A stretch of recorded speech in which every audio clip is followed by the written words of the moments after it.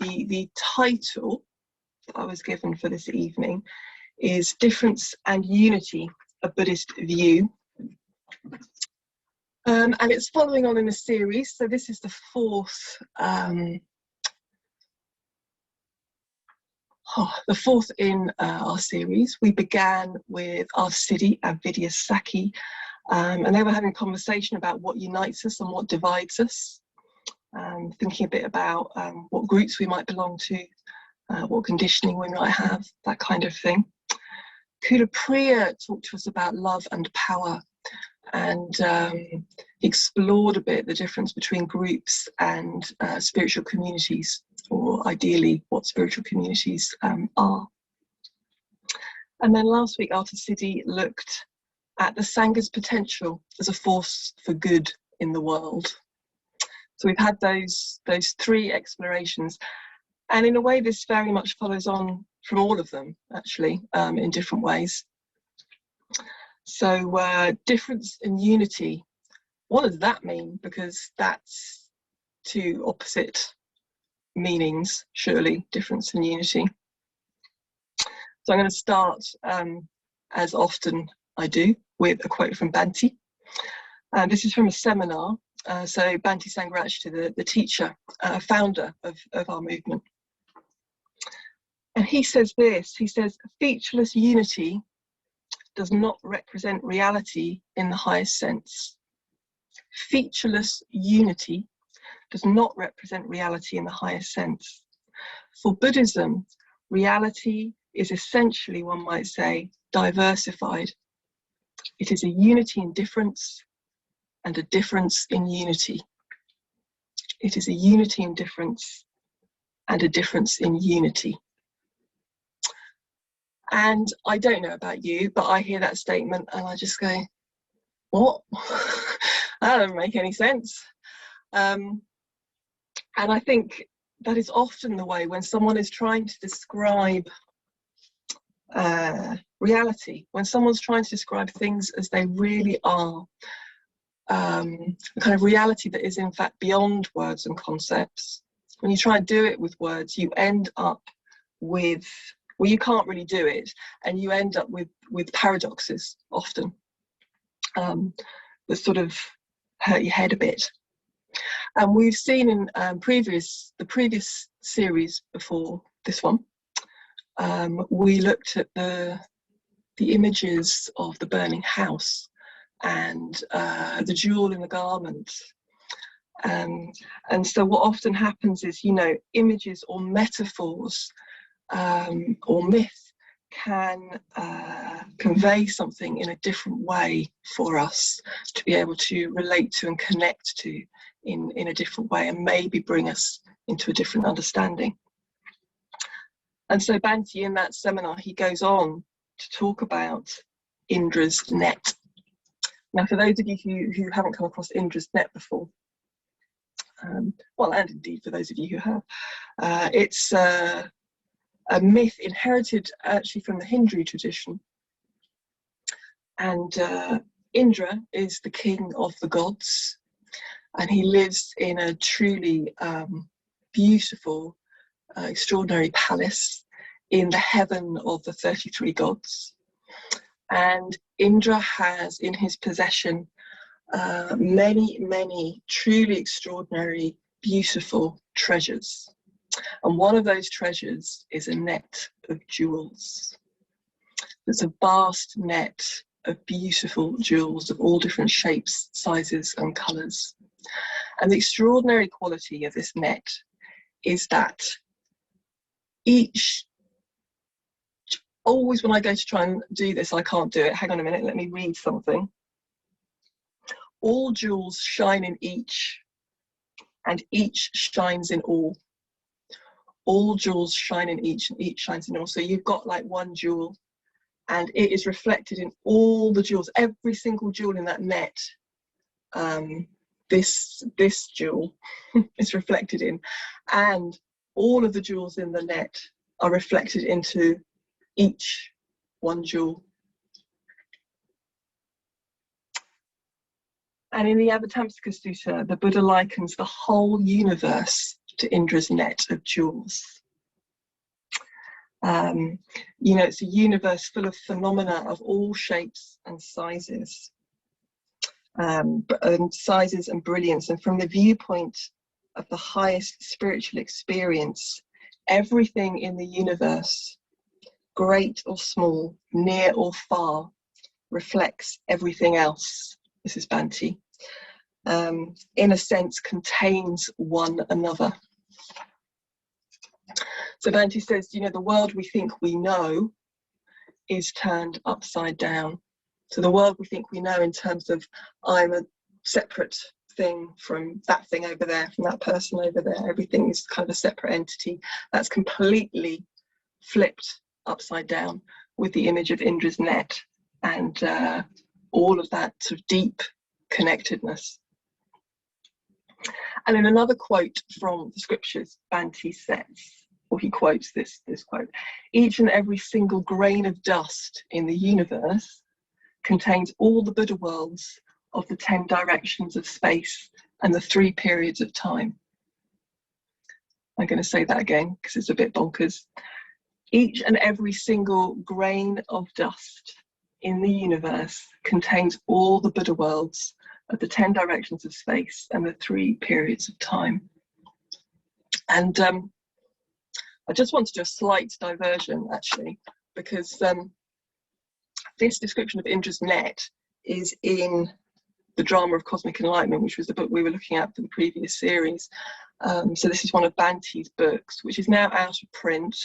And I was reading it, and I was reading that quote, and I was thinking, well, where is that from? Because there isn't really any reference in this copy. And I thought, oh, I'll just have a look in the complete works to see if they've done anything with it, because they've been adding a lot of referencing. So Windhorse Publications are putting together the entire collection of Bhante's works into these rather fine volumes, actually. And I just wanted to share with you how delighted I was when I looked up this reference. And it doesn't particularly tell me where it's from. It's possibly somewhere in the Avatamsaka Sutra or a particular phrase, but it says, this is very much the language of the Avatamsaka Sutra, in which the enlightening being, universal good, says in every single atom are all things of all places and times. In the same sequence of verses, the Bodhisattva warns, however, that if sentient beings should hear this, they would go mad in confusion.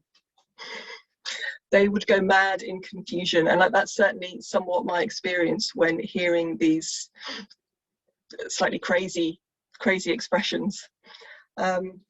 So, yeah, Bhante's complete works, it's a very good investment. There's so much in these beautiful volumes that have been so carefully put together.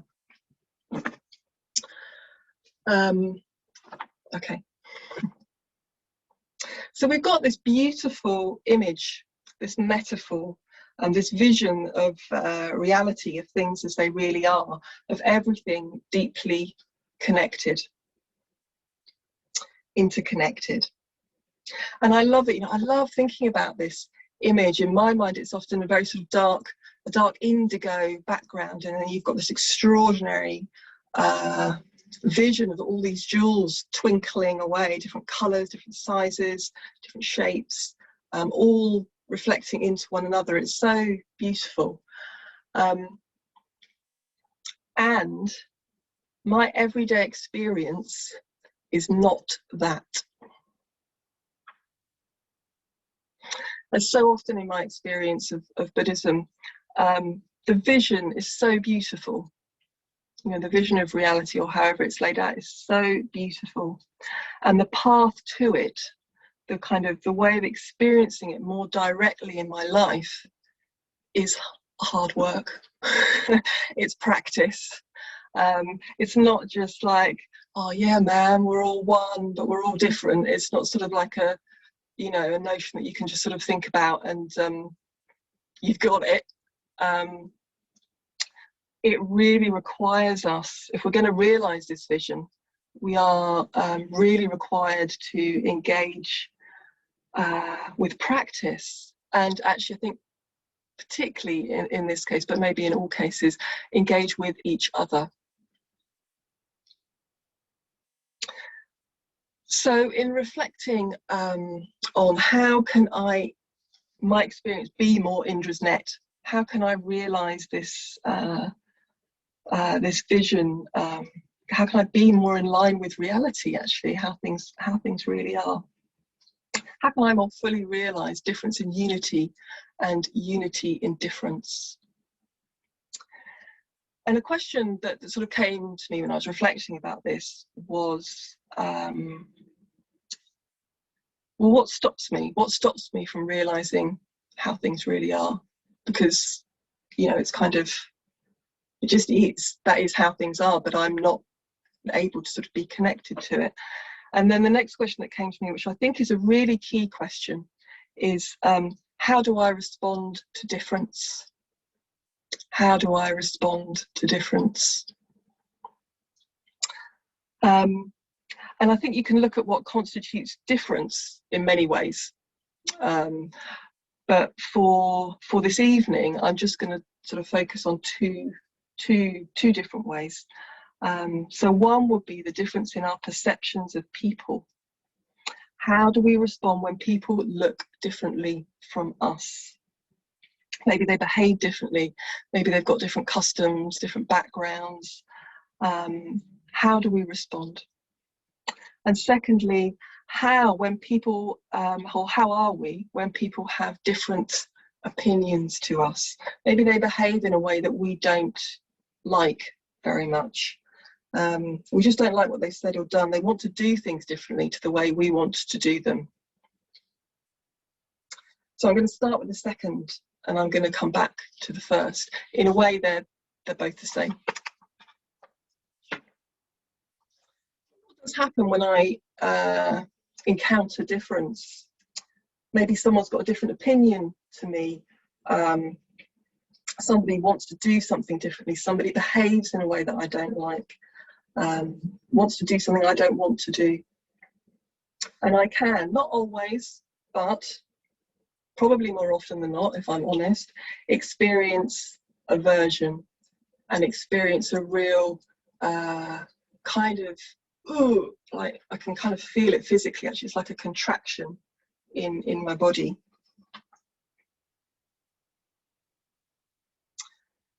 A kind of shutting down, actually, to that difference. And so what happens to the beautiful net of jewels then, when I've kind of closed myself off? Because of course in reality nothing has happened to that vision of connection.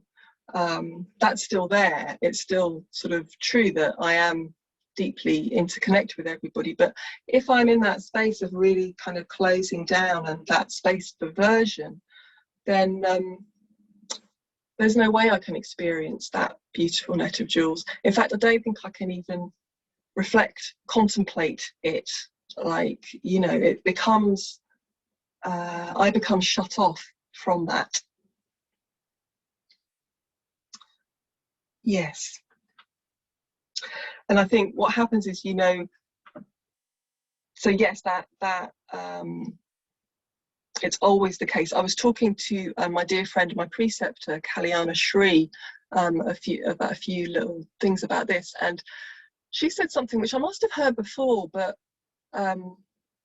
anyway, it particularly struck me when she said it this time, was when we were sort of talking about interconnected, and she's like, well, you know, where does our heat stop and somebody else's heat begin?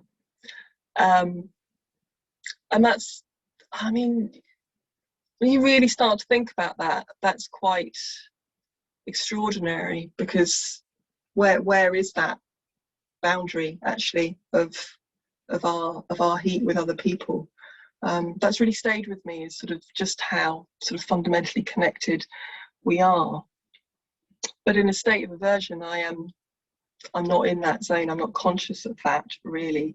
My mind, my heart, the walls have come up. I've cut myself off from that beautiful vision, and it's painful. Actually, it's a painful place to be. So what does our practice invite us to do? I think it really asks us to look at what's going on for us. Why are we closing down? And really becoming aware of what's behind it. Maybe there is fear, maybe there is ill will that might be arising. We each have all sorts of conditioning that will affect the way we behave in particular situations. So, in a very simple example, I'm an only child, and I think not having brothers and sisters to have good arguments with has made me extremely conflict averse. I think a lot of us are conflict averse, actually, or sort of confrontation averse, but I can see that very clearly in myself, and I think that's one of the reasons. And I think all of us have got so many of those different sort of conditionings in our lives that will affect how we are and how we respond. And so what we've got in our Sangha, in our spiritual community, is the opportunity to really explore these responses and to connect more deeply with others. So our Sangha fundamentally is made up of individuals. It's us. We're very different people, and we come together because we have a unifying factor that we are all, to some extent or another, going for refuge to the Buddha, the Dharma, the Buddhist teaching, the teaching of the way to enlightenment, and the Sangha. And the Sangha on the level of the Arya Sangha, so the Sangha of enlightened beings, we're going for refuge to them. But also, for want of a better word, I've said mundane, as us lot. We are a Sangha that we go for refuge to, and essentially, this is quite a recent revelation for me. Essentially, that's about communication with each other. Bhante says, membership of a community means relationship with people in that community. So, that's not rocket science, is it? Membership of a community means relationship with people in that community. So it's not an abstract idea. It's purely and simply about communication. Bhante also says we get to know each other best in relation to others. We get to know each other best in relation to others. And you get shown yourself in relationship with others. And I would say the more you get involved with the Sangha, maybe you join a class team, or you're volunteering in a team, study groups, working with people, living with people, whatever different ways there are of connecting into the Sangha, you get more and more opportunities to experience difference and experience yourself in relation to others. And I think this is why commitment to a particular Sangha is important. Arthur Siddhi touched on this, he talked about it last week, because it's only then that you can get the depth that you need, I think, especially when you're confronted with difference. It's not a case of like, oh, well, I'm off, I'm going to go somewhere else. Obviously you can do that, but I would suggest that's going to be potentially quite limiting.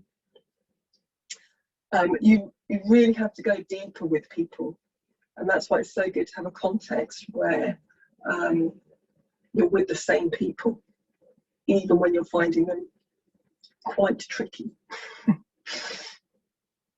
or experiencing a lot of difference between yourself and them.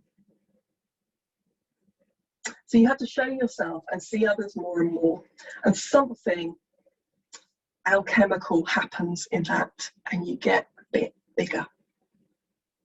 Now try to think of a couple of examples of this. One is,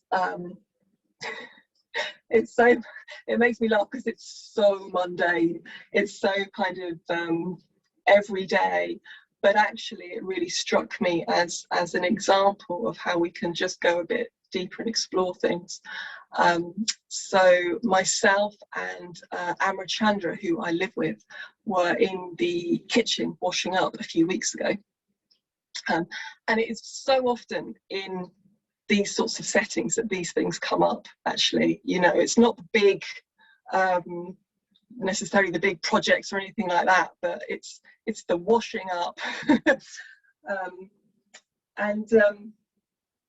Amrachandra turned to me holding aloft a tin that I had opened, and I'd opened it and left the tin still attached, the lid of the tin still attached to the tin. And Amrachandra said, "Why is it that you always leave the lid on the tins when you open them?" And I could feel myself sort of think, "Ooh, what's this?" But she did it in such a kind of open, inquiring way that I was like, "Oh, well, that's how I open tins." Like, how do you? What do you mean? And then we got into this discussion. It's a riveting discussion that I won't go into or or bore you with, about our different tin opening techniques and what that kind of meant. But in that exploration of that, because clearly she had realised that she was having a bit of a response to these, in her mind, not properly opened tins. You know, she was saying, well, then I've got to take the lid off, I might get injured. And I was like, oh, but I just put it into the recycling with the lid on. And, you know, it was yeah, it was a truly exciting conversation. But we just sort of explored it a bit, and it came to my mind when I was thinking about, oh yeah, you know, how we just sort of explore things.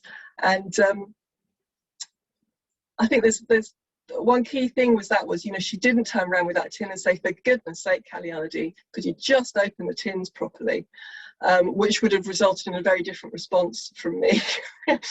But she turned around and said, why do you do it? She was genuinely taking an interest in why I would do it like that. And then we sort of reached an understanding of the differences in that. And I learned that there's a different way of opening a tin. And when I asked her if it would be all right to talk about this this evening, she was like, yeah, do. And we talked about it a bit. And I said, well, you know, because I continued to leave the lid on the tins, are you getting that response now? She's like, oh no, it's fine now, because I understand, like, you know. And she even said a couple of times, I've left the lid on the tin when I've opened it. And I thought, well, if that's not spiritual growth, I don't know what is. Now I'm sort of, yay, I'm laughing, but actually I'm really, it's a genuine thing, you know.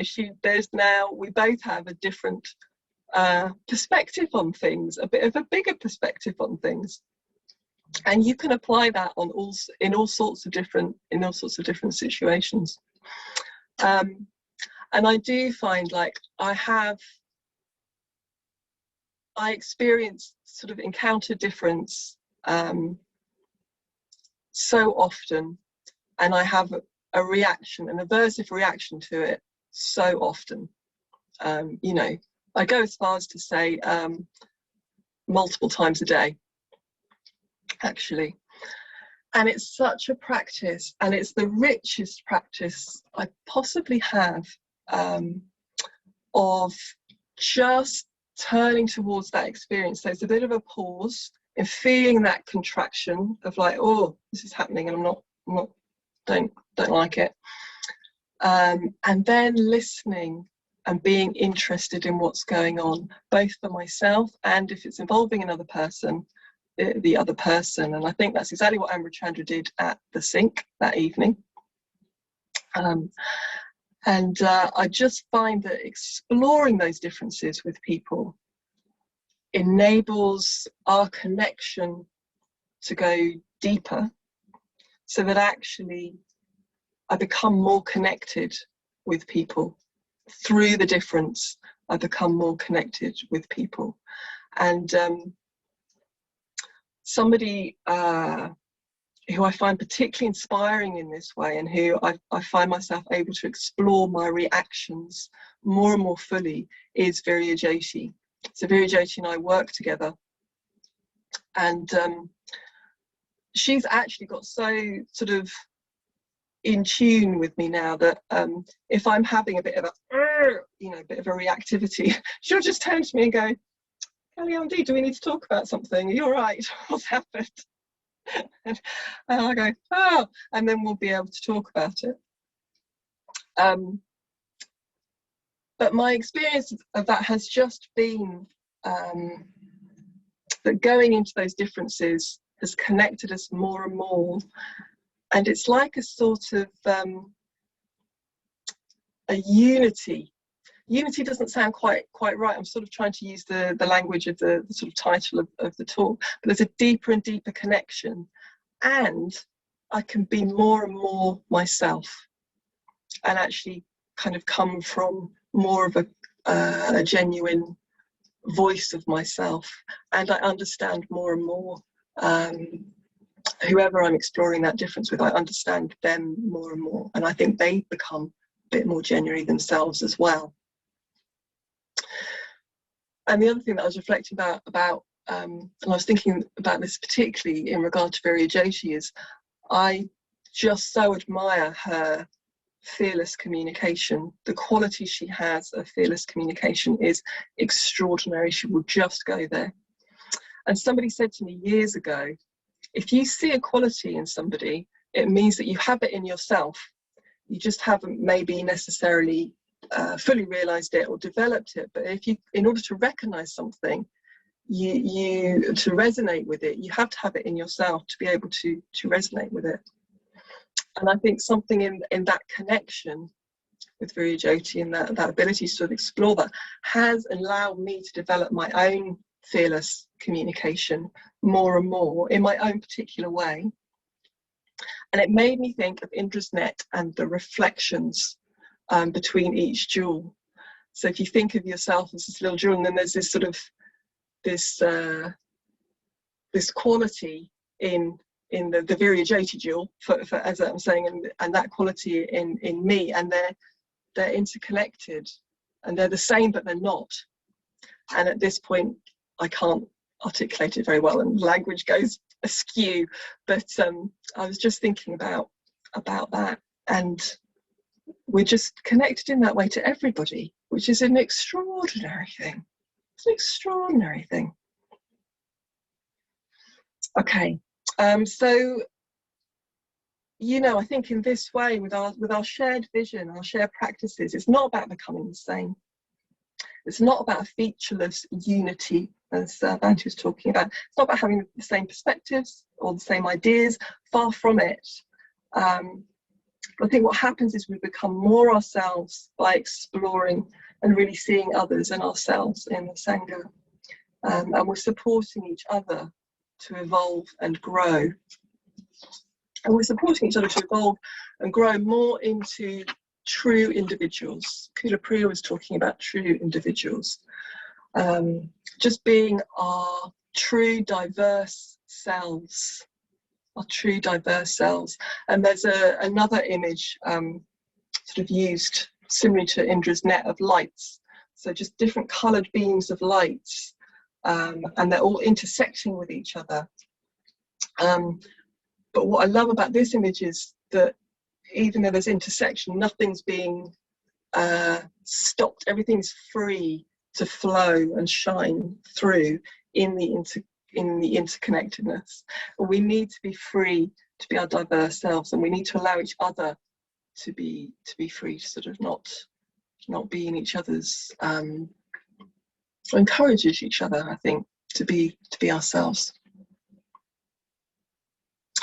So just briefly touching on the first area that I was talking about.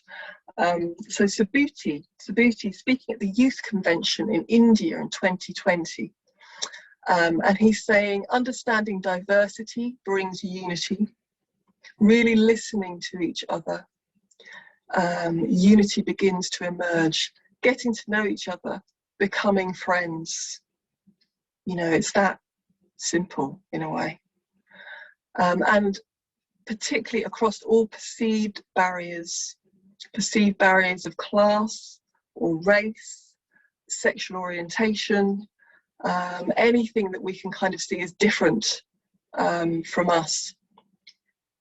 And what he says is, you know, if we understand diversity and we really listen, then we become more human, which I really like, this notion that we just become more human.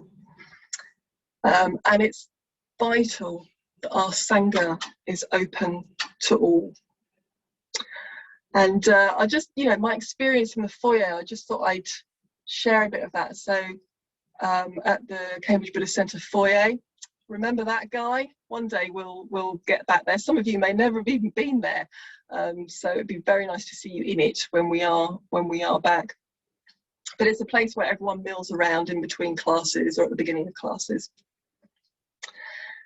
And it's I'm very aware, or have become very aware, that I can sort of look around the foyer and there are people that I will be attracted to, and there are people who I might be slightly more averse to.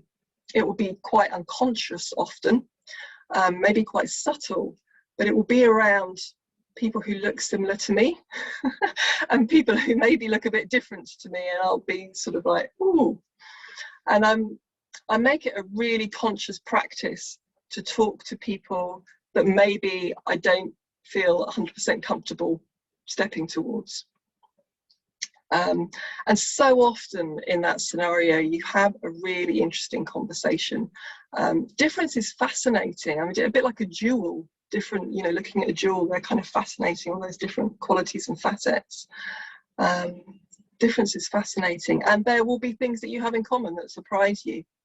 And of course, sometimes it's really awkward and uncomfortable. Sometimes it just is. And there's something in there about just not giving up and staying as open as you can in that. So I think it's really important that we all have an awareness of our responses in that quite fundamental way. Because I think we all, maybe we don't actually, maybe I'll just talk for myself, I've definitely got sort of biases and things that are working, judgments that come up in my mind that I'm not even conscious of, and I just need to sort of work to keep opening out and being interested in difference. And it's so vital for our Sangha to be as diverse as possible. Right now, we don't have many younger people in our Sangha, and we have very, very few, I'm talking specifically about Cambridge here, but actually I could be talking about the wider Triratna Sangha as well. We've got very, very few BIPOC, that's Black, Indigenous and people of colour, and BAME, Black, Asian and minority ethnic people in our Sangha. And that is an impoverishment. It limits us all in becoming more human. And I think the more that we're all aware of the need for diversity. Certainly it's on our Centre Council's agenda. And I think if anyone does have any thoughts or ideas about how we can be more and more open in that way, do get in touch with the council. I think they'd be interested to hear anything from you. So yeah, the more we're all aware of the importance of diversity and what we can do to help, the better. And in very simple terms, I think that's being a friend. That's being a friend. Okay. Gosh, I've talked for a long time. Okay, I'll wrap up. So we've got the opportunity to become more and more our true diverse selves. And the more diverse our Sangha is, the greater that opportunity is. And in fact, being our true diverse selves is essential for unity. True unity. Unity isn't a whitewashed, homogenous, we're all the same kind of, set up. True unity needs for us to know ourselves and each other deeply. And I think through cultivating deeper connections, which you could sort of look at as a sort of unity, we become more fully our diverse selves. And the more that happens in the Sangha, the more unified and diverse we become, then that's the paradox, and that's the beauty. We're all jewels each little square on these screens are all jewels, and we're all deeply interconnected, and we have the opportunity to really connect with each other and grow, and to experience more and more the beautiful jeweled net that is reality, and for each jewel to shine brighter and brighter and it's in its unique brilliance. So yeah, I'll end there. Thank you. I've got a few questions which your people in your people leading your groups will have. I think Vinay will post them in the chat as well, actually. He's putting his thumb up. Thank you, Vinay. But I'll just quickly say, so the first question is, how do you respond to difference? How do you respond to difference? And that's all sorts of different sorts of difference. So that could keep you going for a while. And then, do you have a sense of becoming more yourself in the Sangha? Do you have a sense of that? Do you have a sense of cultivating deeper connections? And how might you go deeper if you want to? Anyway, I'll leave it there, and I'll let you explore that in your groups. Vinay will do the magic.